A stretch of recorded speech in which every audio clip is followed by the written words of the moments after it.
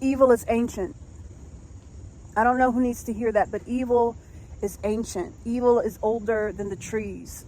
So if you're the generation that decides that you're more advanced than the human civilizations that have come before you, that have been recycling the same lessons and warnings throughout time, you're going to find out you're not so wise, you're not so smart, you're not that advanced whatsoever. It doesn't matter what background you come from or what you look like. Take pagans, Christians, and Muslims, for example. Everyone had the same lessons recycled to them throughout time.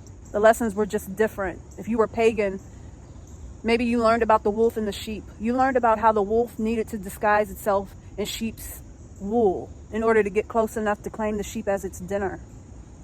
If you're Christian, you opened up your holy book to learn about a principality that's not going to arrive at your doorstep wearing red glowing skin. It's not going to come bearing edged fangs. It's not going to come wearing hooves for feet.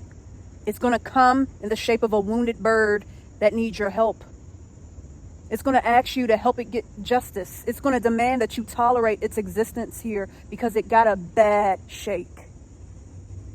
A principality like that is ancient. It is evil. It knows how to deceive. And if you're Muslim, you already know the drill. This is why you call the Satan, the Shaitan, the accuser. The accuser always has a sob story on its lips. And if you're the generation that has lost discernment, you're toast. I believe that I'm a part of the unlucky generation that's going to watch a principality like that invert because we let it in. We gave it an inch. And we're going to pay severely because when that thing arrived to our doors, it looked like a wounded creature. And then it put us to work to get justice for it. We became blind tools. And then we went to war with one another.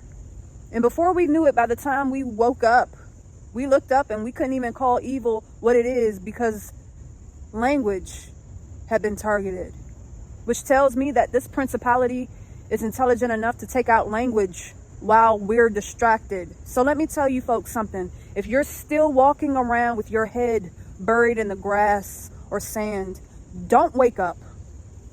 Stay asleep because I'm afraid for you. When you wake up, I don't think you're going to be able to live with how long you were asleep for.